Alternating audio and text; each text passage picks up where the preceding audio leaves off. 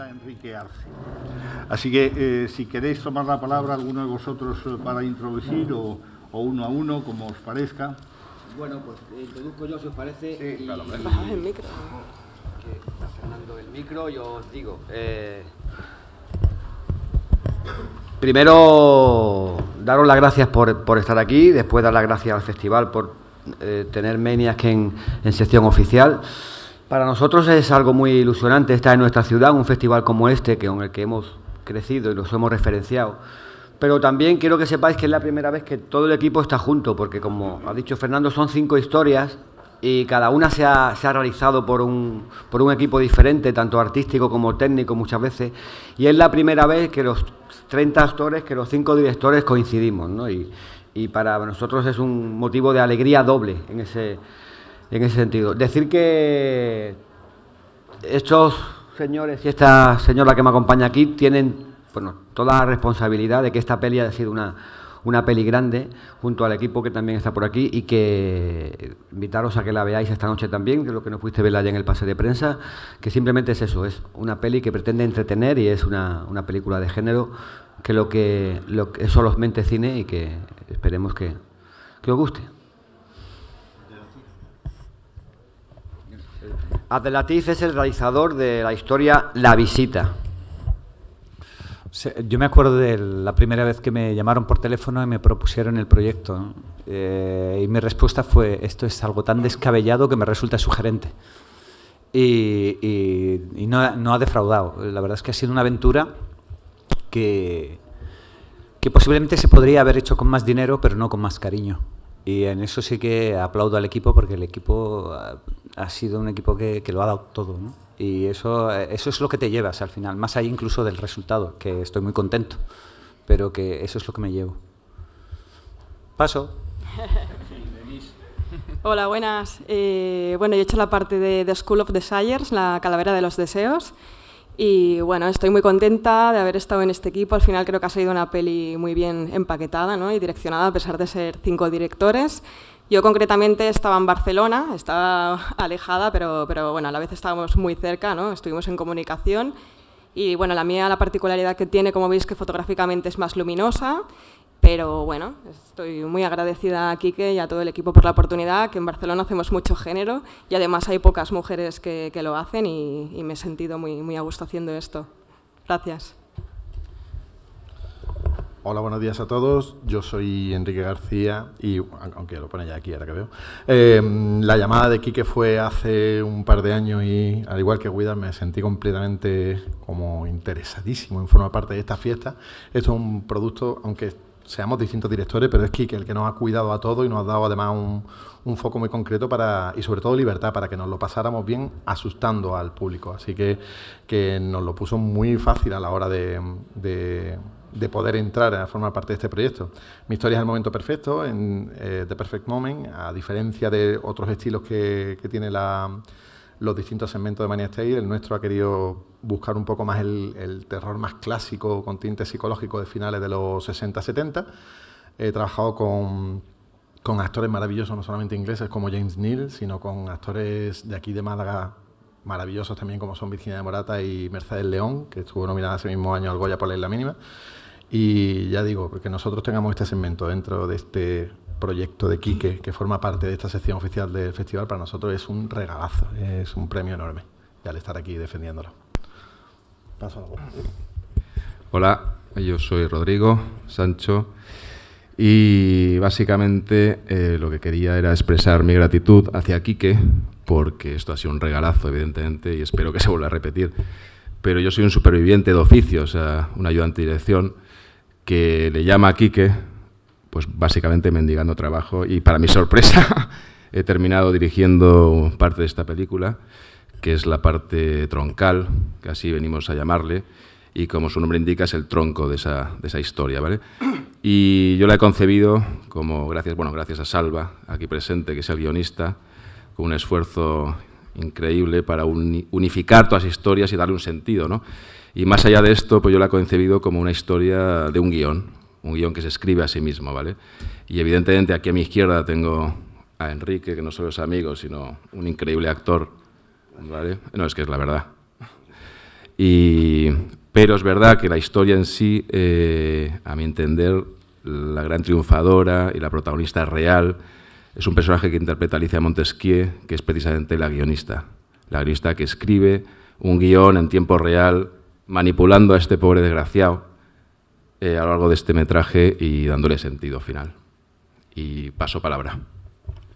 Pues yo soy el tercer Enrique en Discordia y solo muy brevemente, porque la película ya la habéis visto y es lo que ha quedado, pero me acuerdo, y es una oda en favor del cine y del cine en España, me acuerdo que me llamó Rodrigo, con el que tenía cierta amistad, y me dice, no te cuento nada, pero vente a Málaga que te voy a presentar a un tío y ya te cuenta. Entonces, este señor del fondo me cuenta que va a hacer una película en Málaga que pasa en Nueva York con una sola localización, con 30 y pico actores y en inglés. Yo, contagiado por su entusiasmo, a mi repre que está ahí, le dije, no negocié ni la pasta. Estábamos comiendo los espetos en el EDES y digo, sí, te digo que sí. O sea, quiero hacer esto. No sé por qué, no he leído el guión, pero este entusiasmo que tú tienes y este arte que tú tienes tiene que llevarme a algún lado. Y por eso hice esta película. O sea, no fue una decisión basada en una lectura de guión ni en las perspectivas que podía tener la película. Fue absolutamente por el contagio de este cineasta maravilloso, malagueño de pro, que contagia. Y creo que es el cine que se tiene que hacer, el cine que se hace con corazón, con pocos o con muchos medios, es lo de menos, pero contar historias que, en este caso, engrandezcan a la ciudad, aunque esta ciudad no sea la que está en la película, sino es Nueva York, pero rodamos en la Equitativa durante todo el tiempo. Por cierto, un edificio que se da para otras historias, porque es otro personaje más. Os aseguro que allí hay... el miedo, la atmósfera estaba creada solo por rodar ahí. Pero ha sido un viaje muy bonito, gracias, Quique, y espero que la película, pues, por lo menos entretenga, que es lo que hemos pretendido y lo que hemos hecho con todo el corazón. Bien, pues vamos a pasar a las preguntas. Allí. Sí, a mí me gustaría saber eso, el motivo de por qué está rodada en inglés. Bueno, simplemente me pareció que era correr menos riesgos, hacer género. Nuestro país es un país en el que el recorrido del género no está siempre asegurado. Y sin embargo, una película de género suele tener mayor trascendencia y mayor recorrido fuera de nuestras fronteras. Entonces, el hecho de rodarla en inglés nos facilitaba eso. Yo tuve la suerte de ser un gran amigo de Jesús Franco, del tío Jess, y una de las cosas que aprendí de él era que era preferible muchas veces rodar en inglés cuando hacías una peli de género, porque por lo menos tenías la posibilidad de que esa peli hiciera un camino internacional y que después acabara estrenándose, ¿no? Más allá de... Porque si te limitas únicamente con una peli de terror y de género hecha en español a tus fronteras, a lo mejor te das una hostia terrible y no te ven ni en tu casa, ¿sabes? Sí. ¿Más preguntas? Soy José Manuel Cruz de Moon Magazine. Quisiera haceros dos preguntas. Yo creo a todos los directores, porque lo primero que percibo es que hay un conjunto de influencias muy bien asimiladas en la película. Es decir, tú empiezas a pensar y a lo primero me puede recordar a Sin City de Robert Rodríguez, pero en otros muchos momentos me puede recordar incluso su estructura a Creepshow. Entonces, un poco entiendo que todos vosotros, al haber hecho esa película, es porque os gusta el cine de terror y porque evidentemente habéis todo lo que habéis visualizado en el pasado proyectado en este film. Entonces era un poco para ver esa influencia de lo que vuestra preferencia en cine de terror, por dónde andan y cómo os ha influido a la hora de hacer la película. Y la segunda pregunta es ¿por qué existiendo una tradición de cine de terror en España que se remonta, podemos decir, desde La Torre de los Siete Jorobados, y no un título quizá que puede ser que incluso antes, pero por mencionar un título emblemático, ¿por qué todavía sorprende que se hagan películas de terror en España? Muchas gracias. Bueno, yo, por la parte que me corresponde decir que, bueno, yo sí soy un amante del género, particularmente soy también un amante de este tipo de cine capitular. Me he criado con muchas, de hecho, con referencia de Asylum, de la Amicus, las grandes películas estas que tenían varias historias. A mí particularmente me encantaban, me atrapaban mucho, ¿no? Porque El riesgo que tienes cuando haces una peli de género es que si en los primeros 10 minutos no has cogido al espectador, lo has perdido para siempre. El espectador empieza a distraerse, se ríe y cualquier sensación que tú quieras transmitirle de angustia, de ansiedad, la mayoría de veces va a provocar, como hacer películas de humor involuntario, ¿no? Te va a provocar risa. Entonces, nosotros, al tener 5 historias, a mí como productor y como el que decidió esta movida, me parecía que en un momento dado, yo hacía siempre una broma con el tagline, con el subtítulo de la película, que era Maniac's Tale, alguna te gustará. Es decir, porque hacemos un menú de gustación, ¿no? Entonces, de esa manera, decir, oye, pues esta me va a gustar más, esta me gusta menos, pero alguna te va a gustar. No vas a correr el riesgo de ir al cine y salirte del cine vacío, porque alguno de estos directores te va a conseguir enganchar y alguno de estos actores te va a atrapar, aunque a lo mejor a otros no lo consigamos. Esa era una de las cosas, ¿no? Luego yo particularmente tengo mis referencias en el cine de género, que, como te digo, que muchas están ahí, ¿no? Pero todos ellos son, bueno, Denise, ya lo hablábamos ayer, ¿no? Denise es una de las cineastas, porque más, o los cineastas en España, que con mejor pulso dirige ahora mismo el género. Ella acaba de presentar en Sitges Salvation, que es su primer largometraje, que también os lo recomiendo que lo veáis, porque, bueno, tiene un pulso narrativo ella cuando toca el género que es increíble. Enrique es un tío que ya acaba de presentar aquí también Resort, ¿no? Que es una película también, un thriller de género, y Rodrigo era alguien al que yo le confié la troncal, voy a dejar cuidar que lo tengo aquí cerca para el final, porque yo lo conocía a Rodrigo y yo necesitaba que el costurero que iba a coser todas estas historias fuera un tío muy metódico, fuera un tío muy estructurado laboralmente, que tuviera todo muy claro y que fuera uno de los directores que a mí me gusta. Yo como realizador y como director hay gente que me aporta confianza. Cuando el director llega al set y tiene todos los deberes bien hechos en su cabeza, sabe cómo lo quiere, transmite, ¿no?, esa seguridad. Y Rodrigo, nos conocíamos, ¿no?, hacía tiempo y tal, y yo quería que él hiciera esta peli porque me daba esa confianza de saber que iba a poder coser bien toda estructura narrativa. Y cuidado, que lo tengo aquí, lo conocí como la mayoría de vosotros cuando ganó el Goya como realizador de cortometrajes con Salvador, historia de un milagro cotidiano. A partir de ahí le he ido siguiendo su filmografía y es un tío que me ha gustado siempre porque dirige desde el corazón. Es un tío que emociona contando historias. Y entonces quería que él llevara una de las historias y la visita, al igual que todas, es una historia preciosa, ¿no? No sé si hemos contestado a ellos. Sí, bueno, sobre referentes, yo recuerdo que Quique cuando me llamó me habló de Creepshow y bueno, del cine de los años 80 y claro, a mí me hizo mucha ilusión porque desde pequeñita veía cine de terror y me hizo mucha gracia no poder pensar en algo así.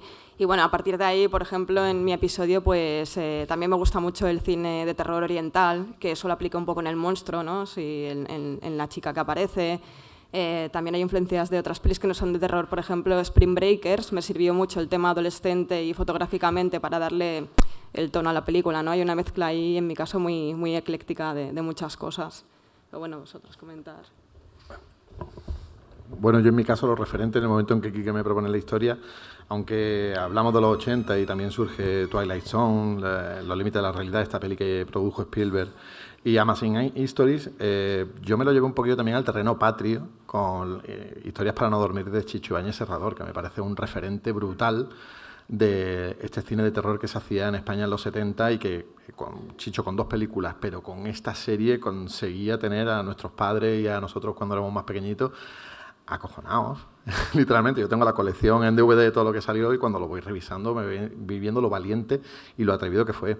Independientemente, yo en mi capítulo también tenía La hora de Alfred Hitchcock en mente, tanto los capítulos antiguos como los modernos que hicieron en Remedy de los 80, y a la hora de plantear El momento perfecto queríamos hacer una especie de cuento de terror elegante y los 2 referentes que tenía, que barajaba con mis actores y con mi equipo, y con Quique a la hora de hablarlo, era La semilla del diablo y Psicosis. Para mí son 2 películas referentes en todo y era una oportunidad de quitarme esa espinita, verlo en pantalla grande, esa influencia. Pues en mi caso, yo os diría que, bueno, ya han contestado por mí, básicamente. Yo no me refería a nada en particular. O sea, yo simplemente vomité, gracias a la intuición, supongo, pues todo el pozo, ¿no?, de lo que uno ha visto, ¿no? Como dice Enrique, Psicosis. Yo la he visto con 8 años detrás de un sillón, mi madre echándome a la cama, ¿no?, y diciéndome que esto no podía verlo y sigo, sin embargo, aguantando ahí. No tengo un referente claro. Seguramente incluso te diría una cosa. Mi primer gran susto me lo dio Spielberg en la película Tiburón. O sea, nada que ver con estas atmósferas, nada que ver, pero para mí es un referente básico, ¿no? Eso es una película de terror, real.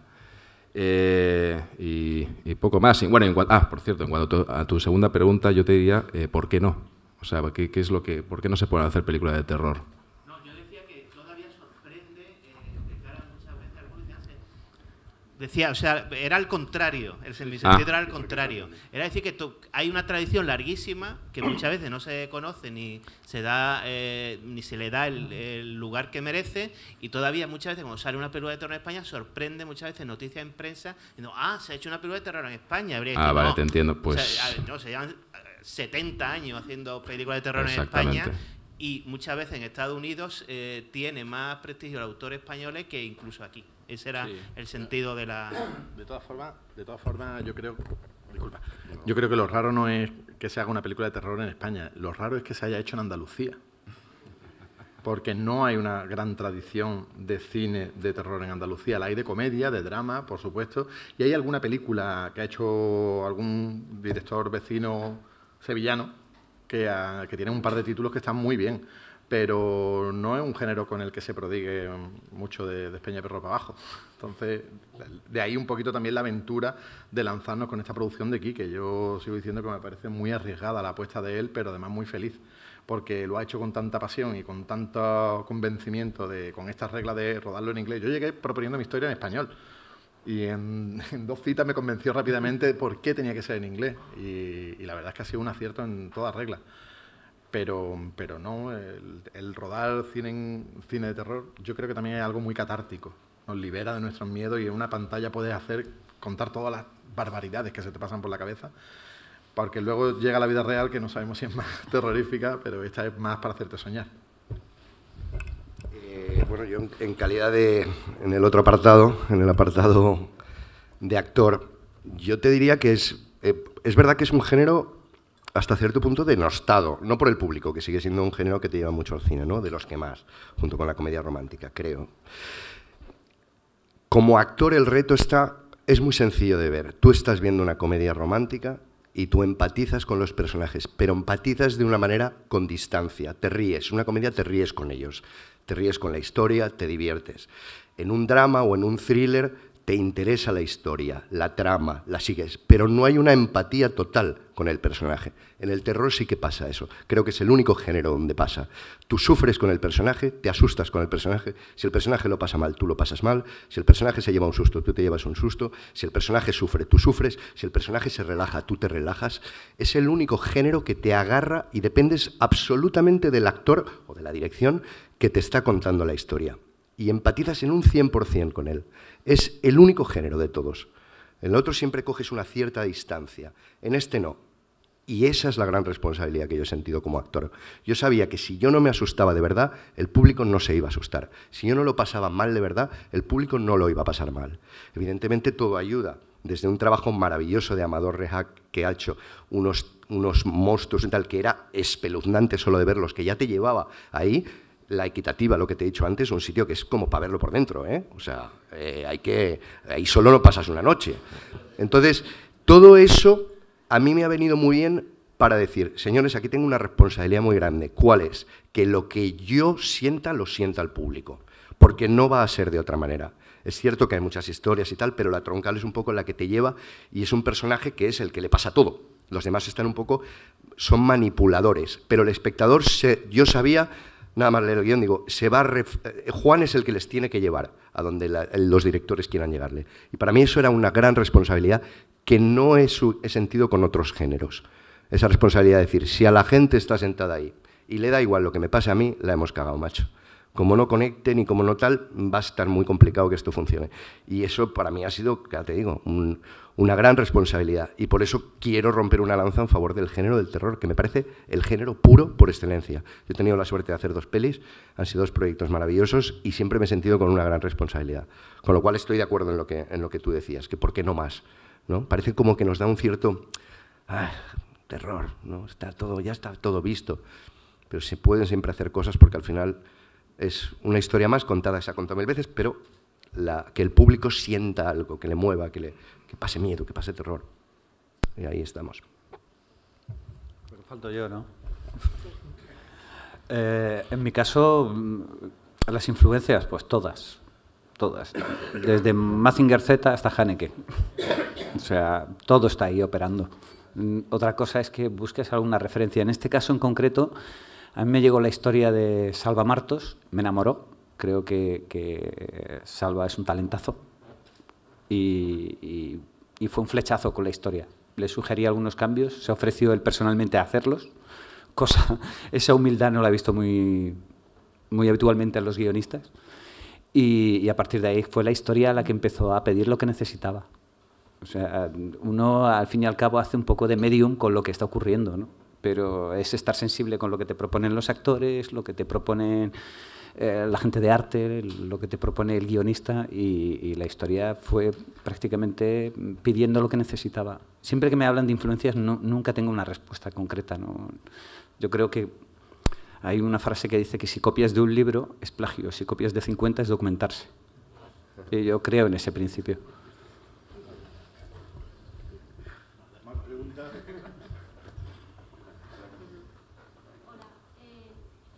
¿Me oye? Sí. Yo soy Marta Moreno, de Aurora Boreal, y quería daros la enhorabuena por la película. Me lo pasé muy bien, me entretuvo y me tuvo intrigada todo el tiempo. Veréis, a mí lo que me ha llamado la atención es el contraste entre los espacios cerrados, por ejemplo, en La Equitativa, que está todo rodado de noche, o la casa en mitad del bosque, pero los espacios abiertos son de gran belleza, por la casa de la piscina, todo el paisaje que se ve, o el paisaje americano del padre y la hija. Y especialmente quería preguntarte a ti, Abdelatif, el papel de la naturaleza en tu episodio.